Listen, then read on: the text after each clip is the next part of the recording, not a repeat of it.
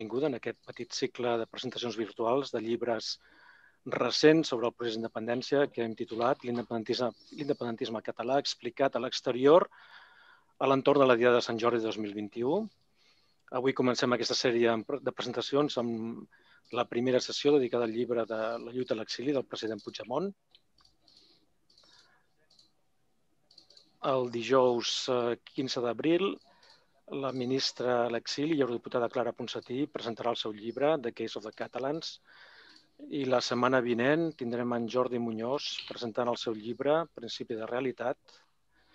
L'acte d'aquest vespre es farà en francès, el de la Clara Ponsatí en anglès i en Jordi Muñoz en català.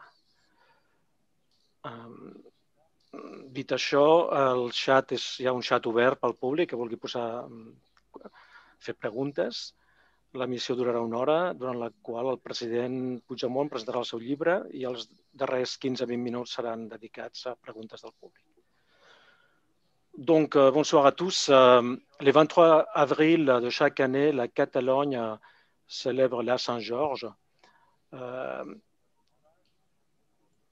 Saint-Georges, c'est la journée du livre et la foire des roses en Catalogne. Dans ce cadre, cet avril 2021, l'Assemblée nationale catalane en Suisse a décidé d'organiser des présentations virtuelles des livres récents sur l'indépendance de la Catalogne. Ce soir, nous commençons cette série de présentations avec le livre La lutte en exil du président de la Catalogne en exil, Carles Puigdemont. Donc, l'émission a été mise en direct par YouTube. Le chat est ouvert au public pour pouvoir poser des questions et l'émission durera à peu près une heure. Donc, une petite présentation de M. Puigdemont est un journaliste et politicien catalan, c'est ex-maire de la ville de Gijón et 130e président de la Catalogne et actuellement député européen. Pendant sa présidence de la Catalogne dans la période 2016-2017, il a conduit l'organisation du référendum d'indépendance du 1er octobre 2017 qui a été violemment réprimé par les royaumes d'Espagne. À la suite de ces référendums, le régime espagnol a emprisonné la moitié du gouvernement du président Puigdemont, tandis que l'autre moitié a été forcée à partir en exil. Le président Puigdemont lui-même est en exil à Bruxelles depuis 3 ans et demi. Et en 2019, son parti politique a gagné les élections européennes en Catalogne. Il a donc été élu ensemble avec 2 ministres de son gouvernement catalan, aussi dans l'exil bruxellois, membre du Parlement européen. Donc, nous voudrions d'abord remercier le président d'avoir accepté l'invitation pour nous parler de son dernier livre, La lutte en exil, sorti il y a à peine 6 mois. Et voilà, notre première question serait comment est née l'idée de votre dernier livre, La lutte en exil, président Puigdemont? Tout d'abord, bonsoir et merci de l'invitation. Merci de tout le monde qui s'est intéressé à cette journée. En fait, il y avait un besoin de raconter surtout la partie la moins connue de notre combat politique, c'est-à-dire la partie dans laquelle on travaille depuis l'exil. On connaît pas mal comment s'est déroulée la première étape depuis ma nomination à la présidence de janvier 2016 et jusqu'à l'octobre 2017, mais ce qu'on appelle la lutte à l'exil peut-être peu connue, et donc je vais partager les expériences et surtout ce qu'on a fait, les travaux. En fait, c'est une sorte d'exercice de rendement de comptes pour montrer aux gens tout le travail qu'on a pu faire grâce au fait, à la décision d'aller en exil en faveur de l'indépendance de la République catalane. Donc c'est ça, le but du livre, c'est de raconter, parce que probablement c'est la partie la moins connue, la moins expliquée par la presse, la moins contrastée, et donc il fallait, à mon point de vue, à mon égard, de mettre un peu de lumière qu'est-ce qu'on fait exactement à l'exil. Et donc, il s'agit de ça, de raconter ça. Et comment avez-vous fait pour écrire ce livre en collaboration avec les journalistes chez Vichy-Argot? En fait, on a suivi la même méthode que pour la première partie. Il ne s'agit pas de mes annotations personnelles ou de mes souvenirs après le fait, mais au contraire, presque un récit en temps réel, grâce justement au travail de le journaliste, mon ami Chevy Chirgu, qui, depuis le début de ma présidence, il a enregistré les conversations que nous avions eues et une sorte d'entretien intime dans lesquels il a demandé pour toutes les affaires du moment. Et donc, ça nous a permis d'avoir un matériel inédit, très intéressant pour travailler et pour offrir au lecteur un travail qui n'est pas le résultat d'un exercice de mémoire, que non plus n'est pas le résultat de recueillir les textes qu'on a pu rédiger pendant le temps, mais en fait, c'est pas la transcription littérale, mais on s'est basé sur les enregistrements audio qu'on a fait depuis le début de la présidence. Donc, on a suivi à peu près la même méthode. Et donc, ça donne cette point de vue, peut-être un peu différent, donc, que s'il s'agissait d'un exercice de mémoire conventionnel. Et pourquoi pensez-vous qu'il est important que les gens les lisent, votre dernier livre? Surtout par cette question que je vous ai racontée au début, que c'est en fait, de s'exprimer, de dire, en fait, nous avons continué un travail, un combat, un engagement politique. Donc, tout homme politique doit s'exprimer, doit pouvoir offrir un bilan de son activité et de résultats. Et dans nos cas, je crois qu'encore plus, on se sent plus obligé de ça, d'essayer de convaincre les gens, de renseigner les gens, de rassurer les gens que le combat et l'exil, même s'il n'est pas, on n'a pas les conditions optimales pour le faire, c'est un combat nécessaire, qui a des résultats et qui sont des résultats utiles pour le combat pour l'indépendance de la Catalogne. C'est ça. La lutte à l'exil, comme tous les exils de l'histoire, a un problème de connexion avec l'intérieur, de canal d'information. Et puis passe le temps, plus passe le temps, plus c'est difficile de s'exprimer, de montrer le résultat de ton action politique. Mais justement, parce que c'est important, parce que c'est nécessaire, on ressent le devoir de pouvoir raconter aux gens en Catalogne qu'après 3 ans et demi, on continue de se battre pour les mêmes idées qui nous ont forcés à prendre le chemin de l'exil. Avec les perspectives, votre perspective et votre expérience de 3 ans et demi d'exil, qu'est-ce que vous aurez fait différemment en octobre, septembre-octobre 2017 en ce qui concerne les actions, les contacts internationaux du gouvernement de la Catalogne autour du référendum d'indépendance?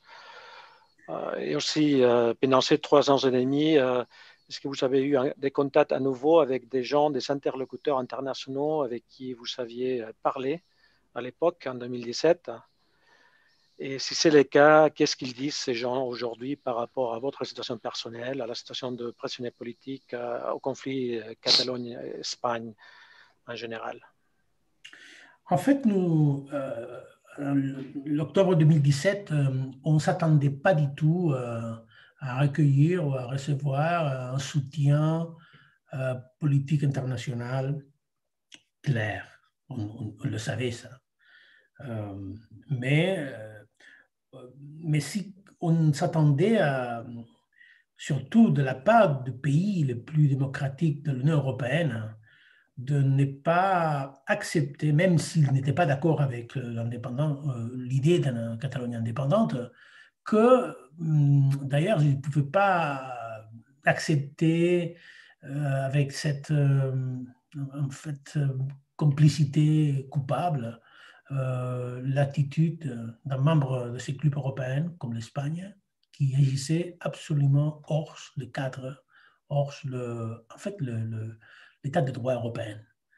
C'est vrai qu'à ce moment-là, on s'attendait à une réaction plus engagée aux valeurs fondamentaux, aux libertés, aux droits de l'homme. même si j'insiste sur l'idée que on ne s'attendait pas à une reconnaissance d'aucun pays de l'Union européenne.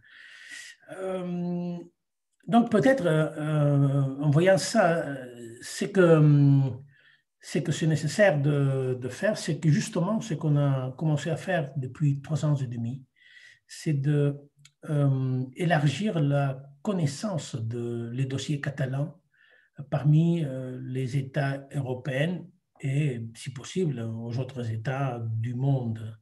Parce qu'à travers une meilleure connaissance de le dossier catalan, c'est plus possible qu'à l'avenir, dans une autre vague de cette crise, les États ou certains pouvoirs puissent agir autrement.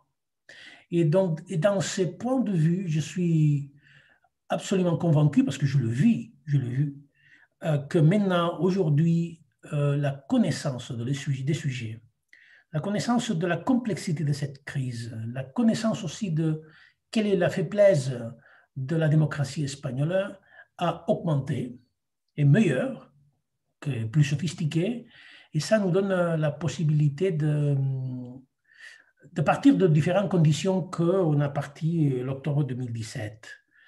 Ce que j'ai vu pendant toutes ces années de rencontres avec des leaders politiques, de responsables politiques, de membres des différents parlements ou même des partis politiques, c'est que, en général, presque tout le monde, peut-être sauf aucune exception, tout le monde est d'accord que ce problème est un problème politique, que le code pénal n'a rien à voir, que c'est hors sens mettre des gens en prison pour faire de la politique, que les Catalans, pour régler la solution, c'est le plus recommandable, c'est en fait, de demander aux Catalans et de respecter le résultat. Mais par contre, cela dit, il y a aussi une grande majorité qui connaissent bien la politique espagnole et qui disent, en connaissant l'Espagne, c'est pas facile d'imaginer que l'Espagne puisse accorder un tel parcours, mais ils sont convaincus que c'est le seul, dans ce sens, on a raison de demander, de voter pour décider notre avenir de façon démocratique et de, en fait, oser être respecté pour ça. Ce que j'ai vu, c'est une évolution de la, je ne veux pas dire de la sympathie ou de l'empathie, mais de la compréhension. Ce qu'on fait, presque personne maintenant pose la question, est-ce que vous êtes des égoïstes économiques, vous voulez garder votre monnaie, votre argent en votre poche parce que vous êtes solidaire et vous êtes des nationalistes.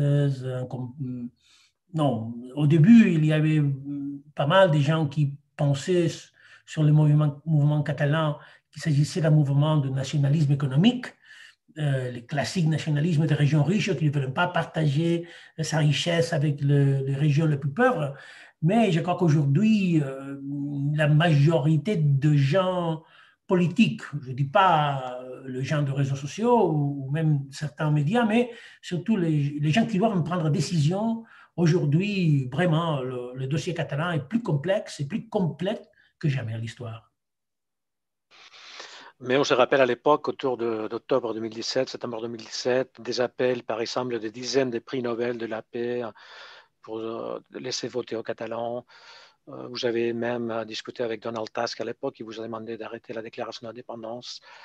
Tout cet élan qu'on avait à l'époque, tout ça a disparu. Est-ce que vous avez eu des contacts avec les gens avec qui, les interlocuteurs internationaux avec qui vous aviez parlé à l'époque? Est-ce que vous avez repris ces contacts? Vous comptez les faire? Vous ne comptez pas les faire? Ou ils sont des gens qui sont plus intéressés à la problématique?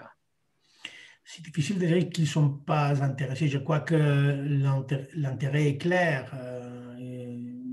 Il faut voir, par exemple, la votation de la levée de l'immunité dans le cas de mes collègues Clara Ponsati-Tonicomin et moi-même. Il y a eu un profond débat politique sur la Catalogne, comme peut-être jamais eu dans le Parlement européen. Dans ce sens, ce n'est pas déjà une question de 40, 50 personnalités mondiales qui connaissent la situation, mais au contraire, chaque fois, il y a plus de gens dans les parlements nationaux, dans les parlements régionaux, dans les institutions européennes, qui connaissent presque à la perfection, connaissent d'une façon qu'ils ne connaissaient pas auparavant la crise catalane.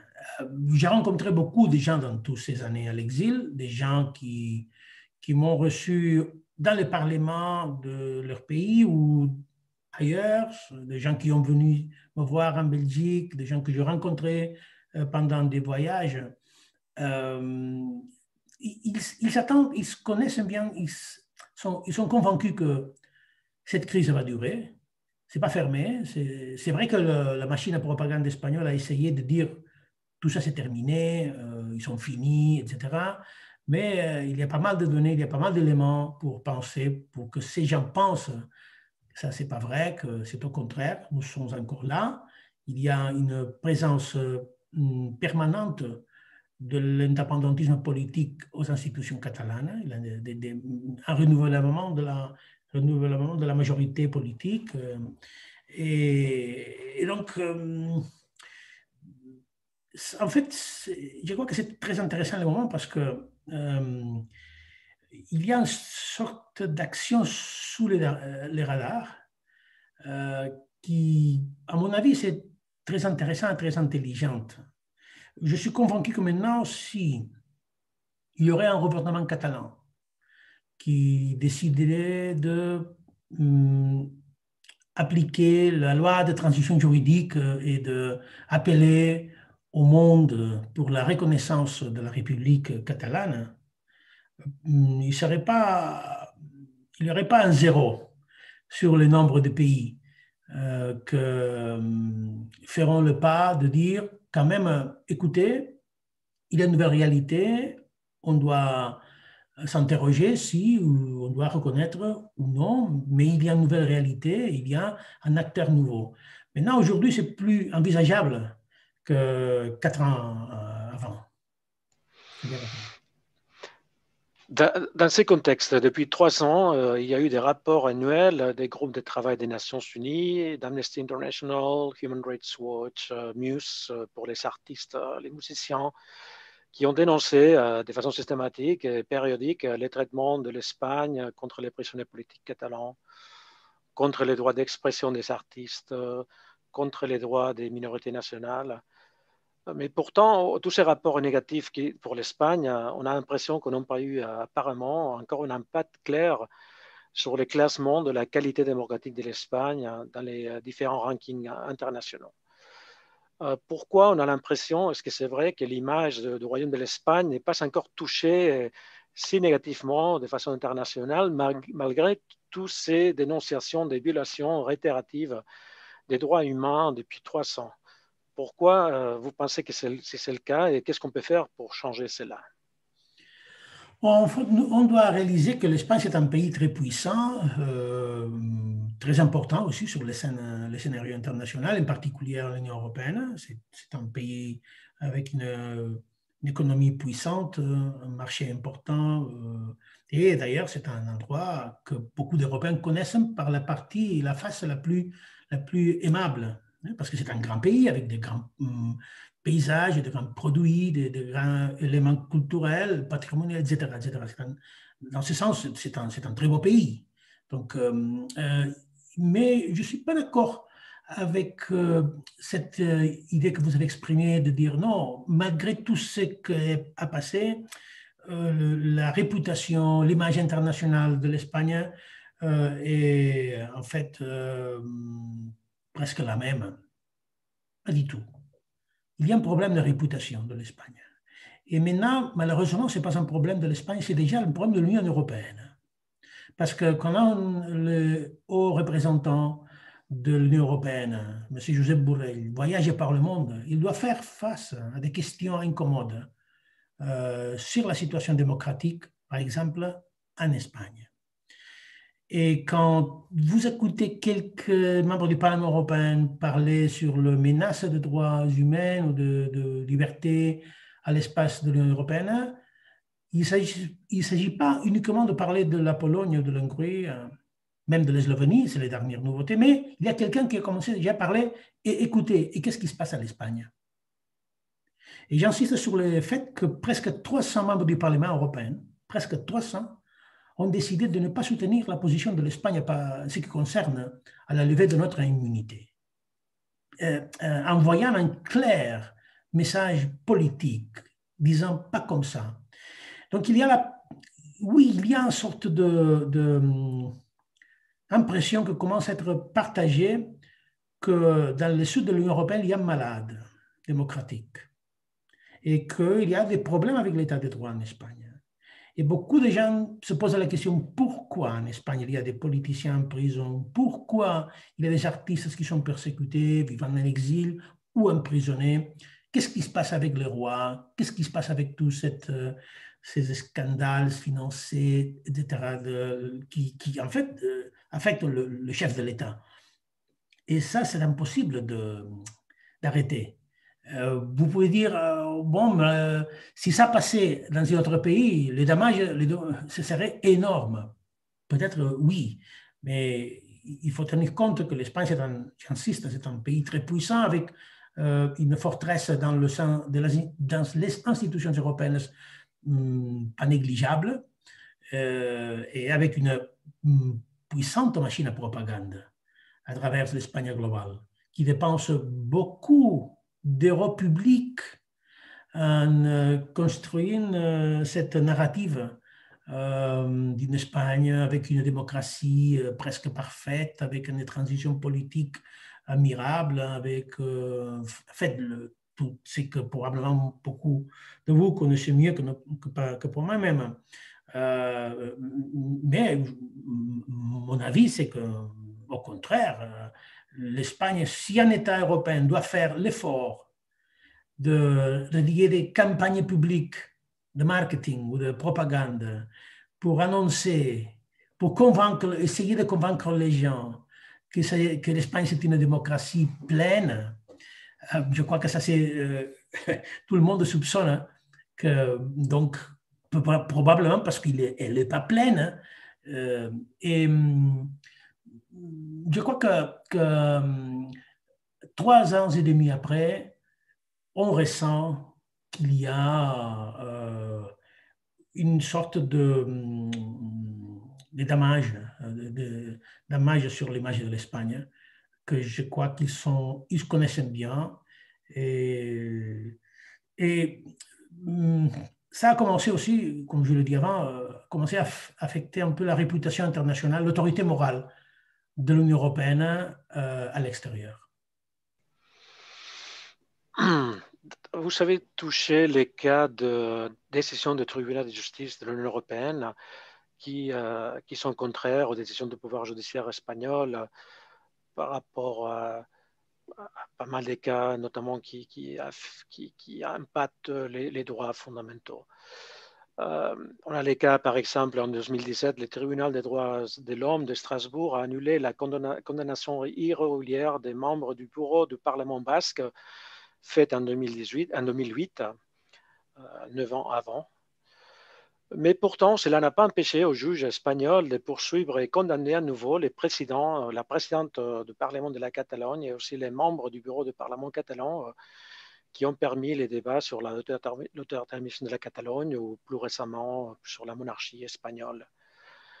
Donc, ce qui se passe, c'est que, vous les connaissez très bien, c'est que les pouvoirs judiciaires espagnols et le gouvernement espagnol, ils retardent au maximum les décisions de justice avant d'être envoyés des tribunaux supérieurs à Strasbourg, à Luxembourg, ailleurs.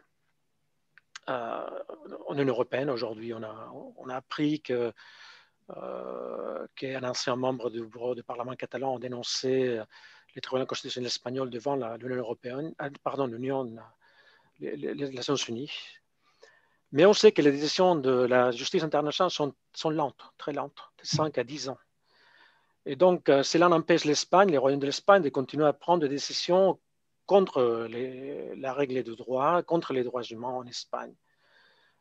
Qu'est-ce qu'il faut faire pour changer cela? Est-ce que l'Espagne va continuer à retarder au maximum toutes les affaires judiciaires qui affectent toutes les voies pénales dont vous avez parlé, qui affectent les prisonniers politiques catalans, qui affectent les exiliés catalans? Et quand les décisions européennes arrivent pour parler de façon claire, un peu l'Espagne, on a l'impression que les royaumes de l'Espagne s'en foutent un peu de tout cela et continue avec sa répression. Qu'est-ce qu'on peut faire? Qu'est-ce que vous pensez qu'on peut faire pour changer tout ça? Vous avez raison en disant qu'en fait, il y a un abus de l'Espagne, de la procédure, pour en fait empêcher de facto que la justice, qu'un arrêt de la justice européenne puisse avoir des effets pratiques sur un cas de viol de droits fondamentaux, de droits humains. On parle de la politique politicienne lorsqu'il veut signaler une mauvaise façon de conduire la politique. Peut-être on devrait parler de la justice justicienne, c'est-à-dire l'utilisation de la justice, pas pour défendre les gens, le droit, mais au contraire pour défendre l'intérêt de la patrie, qui n'est pas du tout la garantie d'une vraie justice. Ça, c'est la situation de l'Espagne. Et vous avez raison, ça peut provoquer un peu de désespoir chez les gens qui sont victimes de cet abus.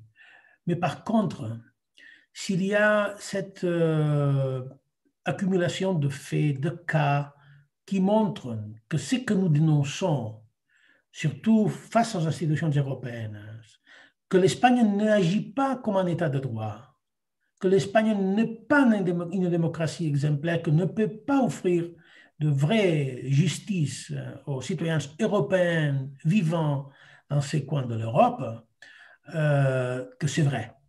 Et que nous avons raison de dire on ne peut pas vivre dans un État comme ça qu'on n'est pas capable de protéger la liberté fondamentale que d'ailleurs l'Union européenne dit que doivent être protégées. Donc, cette accumulation de faits, de cas, d'attitudes de l'Espagne que s'en fout de la justice européenne, du tribunal de Luxembourg, du tribunal de Strasbourg, même du Conseil de l'Europe, quand le Conseil de l'Europe envoie des rapports sur la qualité de l'indépendance de la justice espagnole, l'Espagne s'en fout, c'est vrai. Mais il y aura un moment que, en fait, la loi de la gravité existe et que ça sera absolument insoutenable par l'Union européenne et qu'il y aura des pressions des gens européens qui commencent à se ressentir un peu incommodes, pour le dire de façon claire, avec cette attitude de l'Espagne. Non, je suis convaincu qu'après les arrêts que puisse faire la Cour européenne des droits de l'homme ou la Cour européenne de justice, finalement, il y aura un cas pour demander à l'Europe d'agir. Et écoutez, si vous êtes si brave contre les politiciens polonais qui essayent de contrôler le système judiciaire ou contre le régime Orban en Hongrie, pourquoi vous restez en silence dans ces clairs abus, ces clairs viols? Et ça, c'est une menace à l'Union européenne.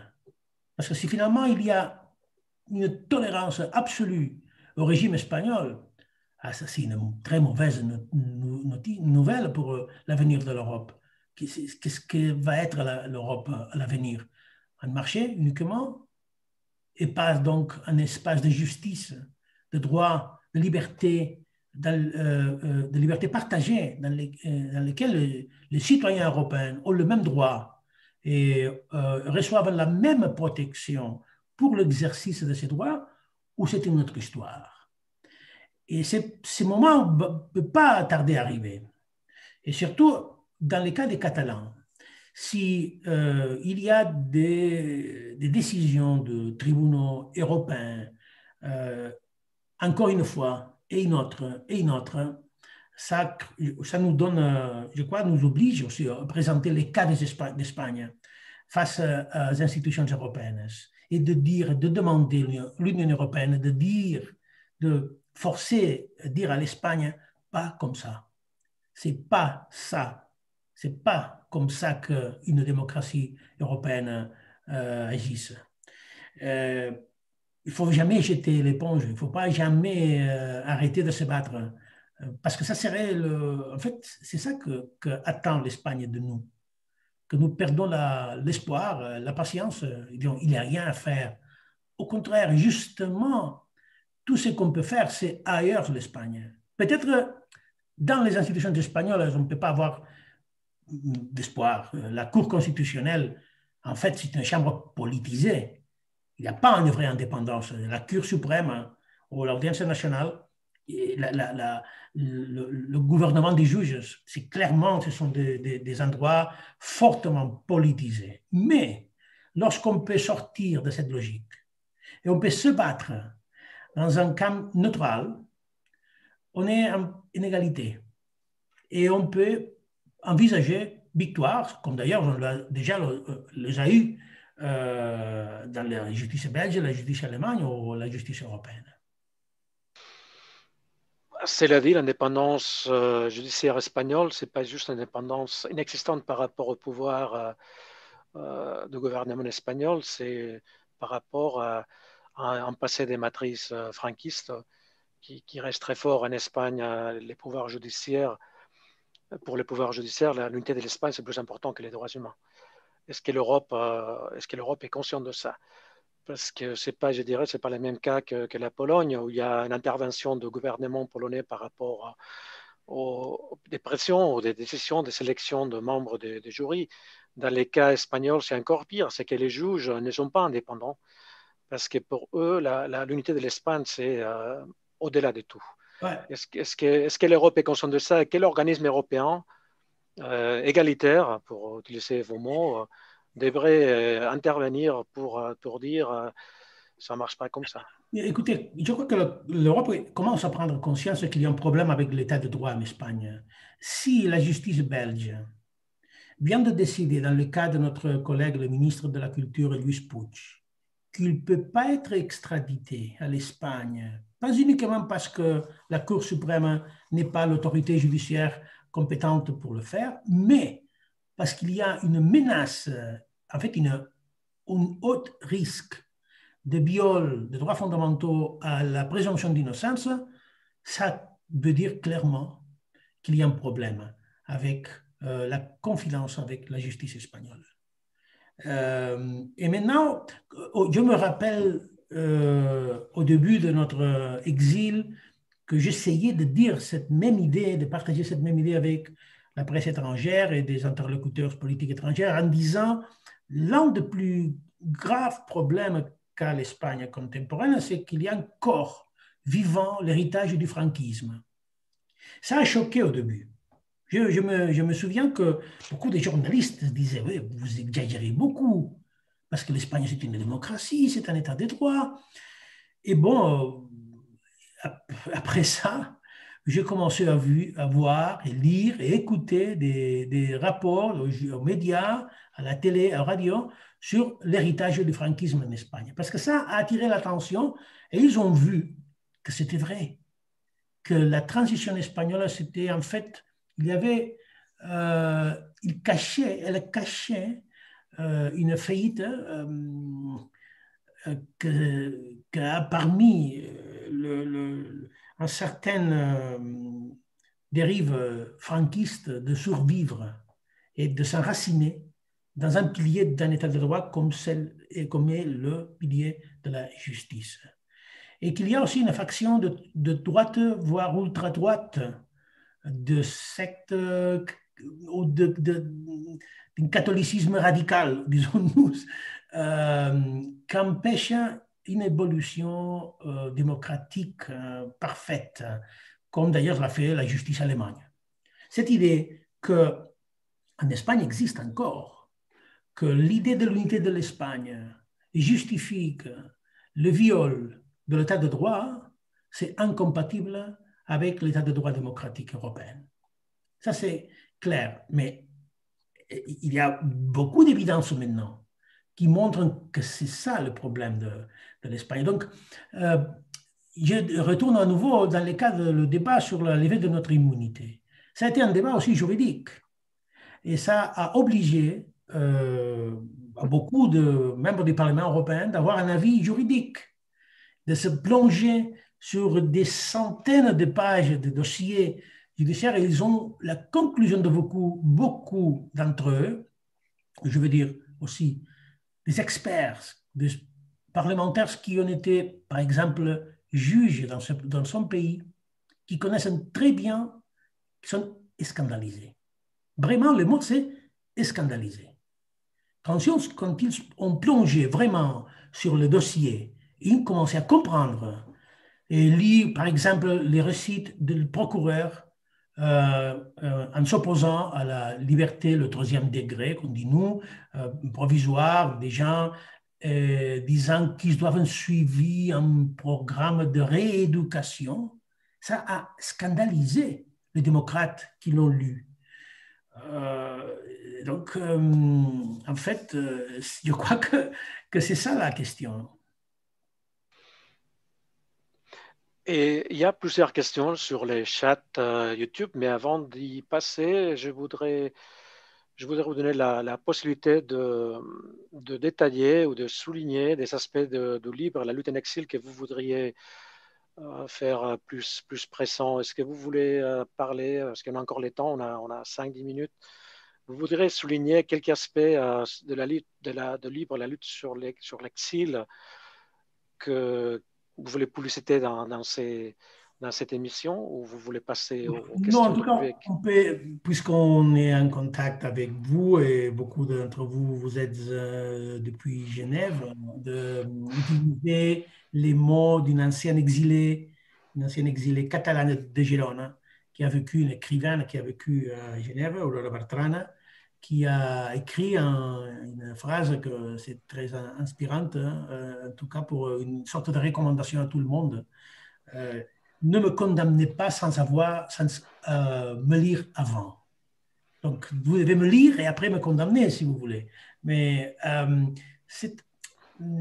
parce que c'est habituel. Je dis, les experts les exils me l'ont dit, c'est habituel de voir une certaine dénigration de l'exil, une banalisation ou une méconnaissance avec l'intention d'augmenter la distance et aussi l'influence de l'exil sur la politique de l'intérieur. Donc contre ça, il faut lire. Et je demande de lire avec des yeux critiques, bien entendu, et de ne pas partager nécessairement ce que je dis, mais de connaître le fait et à partir de le fait, arriver à la propre conclusion de fait, l'analyse. N'est pas nous condamner avant de nous lire. Merci, Monsieur le Président. Alors, je passe la parole à Jordi Serra, qui est un collègue, un copain de l'Assemblée nationale catalane suisse. Il est à Lausanne et il a fait une collection d'une première liste de questions qui ont posé les publics sur le chat YouTube. Donc, je passe la parole à Jordi Serra et puis je reviens avec vous vers la fin du débat. Merci à nouveau, Monsieur le Président. Merci.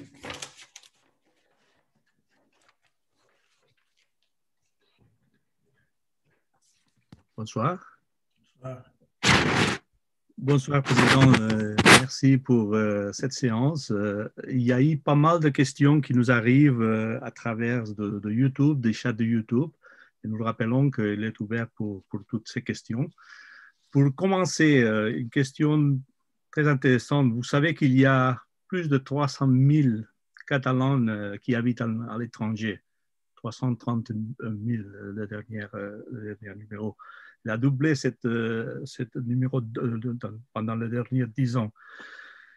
Qu'est-ce que vous recommanderiez à cette communauté catalane à l'étranger pour aider à l'internationalisation du conflit catalan? Oui, c'est une réalité qui va augmenter dans les prochaines années. Donc, il doit y avoir une stratégie pour compter sur beaucoup de ces gens, parce qu'il y a des gens comme partout, mais beaucoup de ces gens qui sont même disposés à aider à cette stratégie d'internationalisation de notre cause. Depuis le Conseil de la République, nous avons déjà commencé à penser cette stratégie pour compter sur cette énorme force des gens, sur cette diplomatie civile, pour partager dans leurs entourages cette complexité dont nous avons parlé auparavant, l'idée de pourquoi les Catalans veulent décider l'avenir, quels sont les problèmes que nous avons et quelles sont vraiment notre demande. Dans le passé, même s'il n'y avait pas beaucoup de gens, ça a été très efficace. L'efficacité de cette stratégie est énorme. Et je crois que même si le gouvernement catalan a des difficultés pour coordonner, on doit le faire.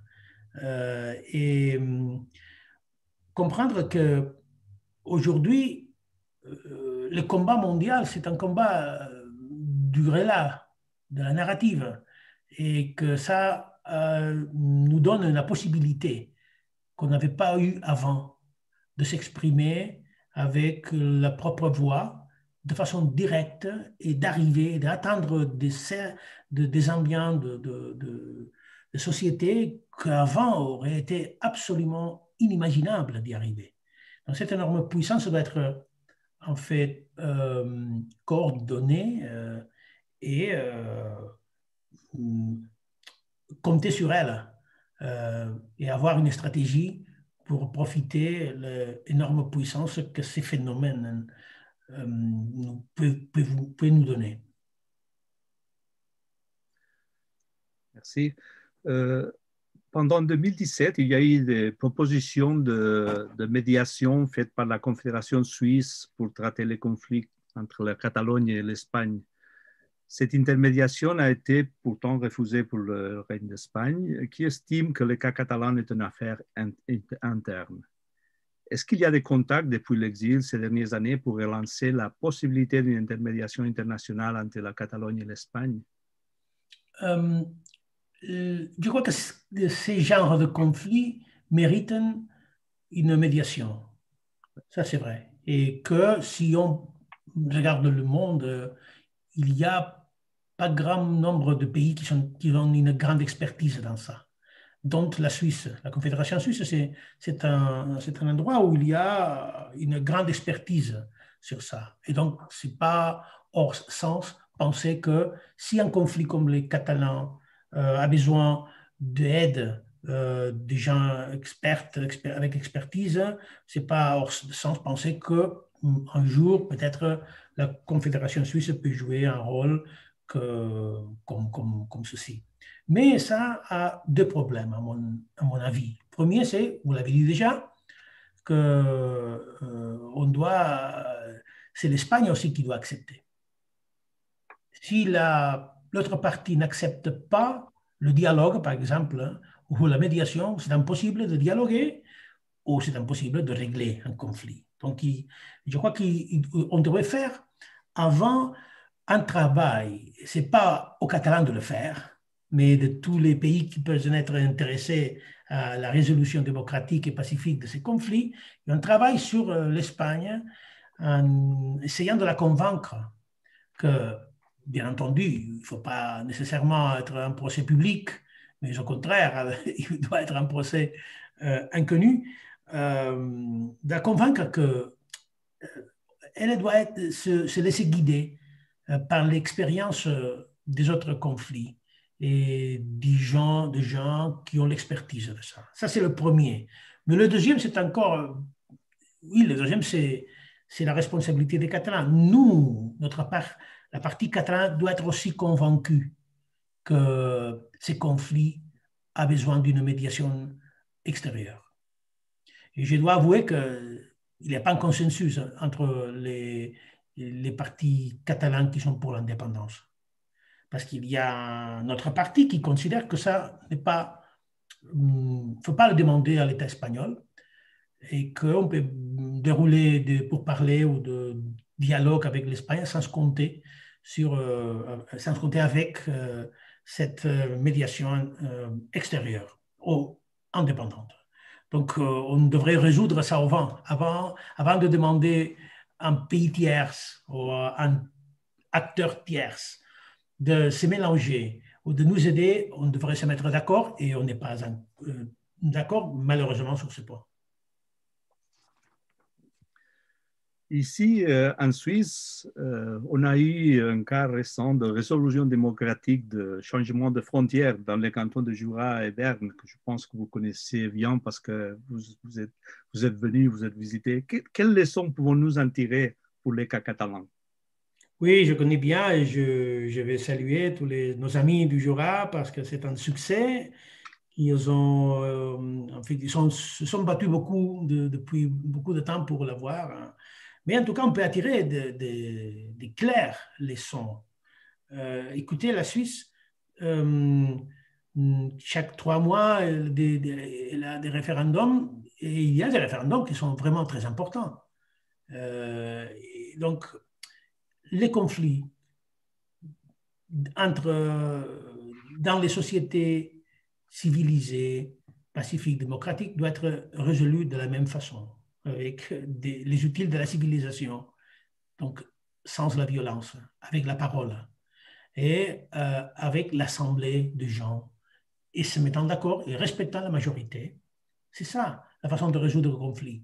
Les cas de Jura montrent que parfois il faut attendre beaucoup d'années et qu'on doit faire à différentes reprises. Parce que donc il y a eu des zones qui ont resté sur un autre canton, mais qu'après ils ont changé de canton, etc.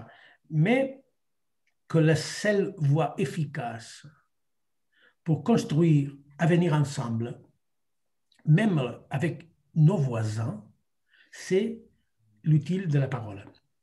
Utiliser la parole. C'est ça la démocratie. Et je n'ai pas peur de demander aux Catalans qu'est-ce qu'ils veulent et de respecter.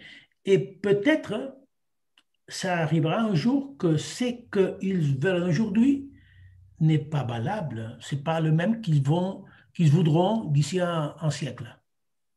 Donc, la démocratie doit être prête à changer à partir de la volonté de chaque génération. Donc, les cas suisses nous montrent une façon de régler les choses absolument différente de celle qu'a choisi l'Espagne. Mais les résultats sont différents. On peut le voir, la différence, dans tous les sens.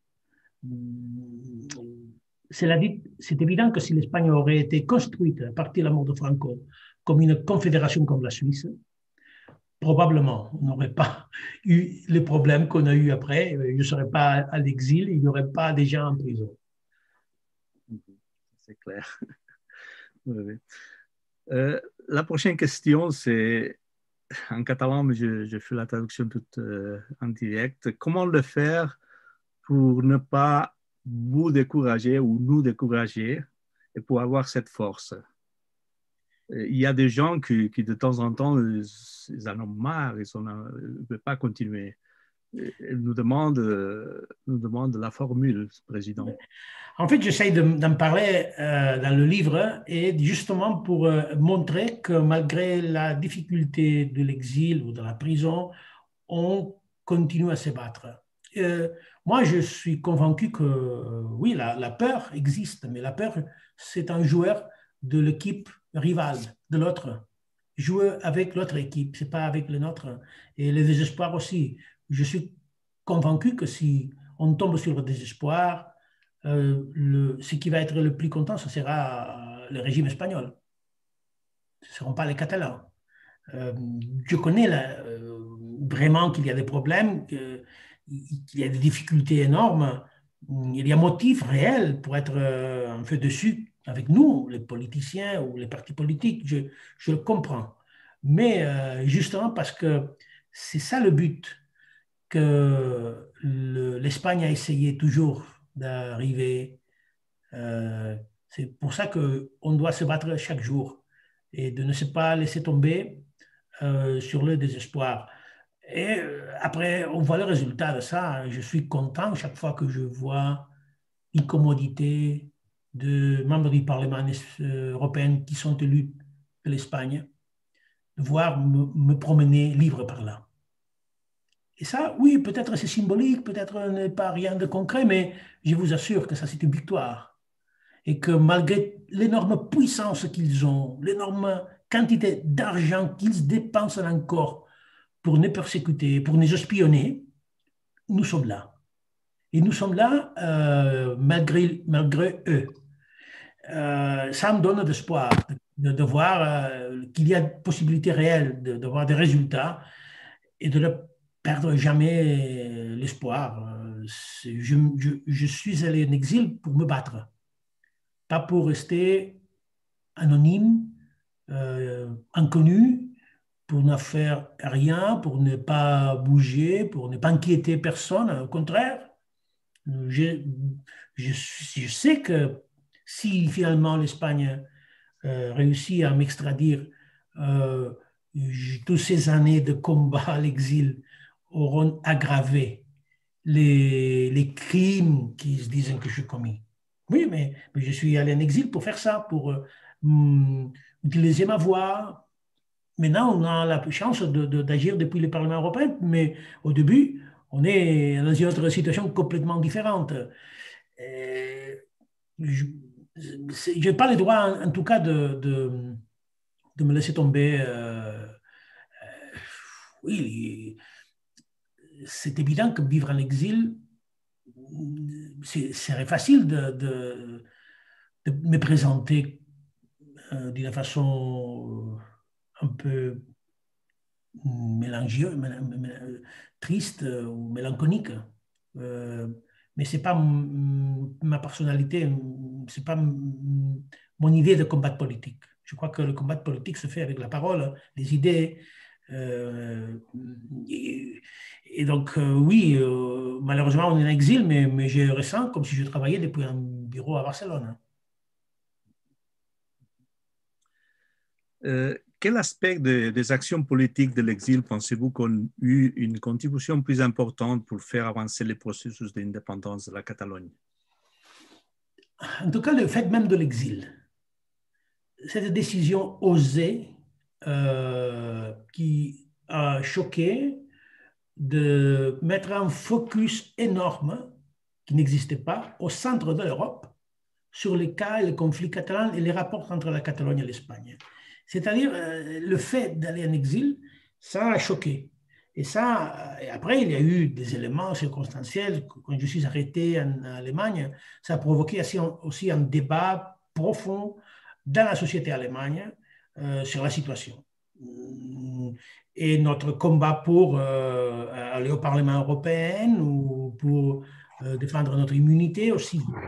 Il y a d'abord le groupe de décisions juridiques sur nous qui sont très utiles pour notre cause politique. Et il y a eu l'action politique directe que nous avions fait.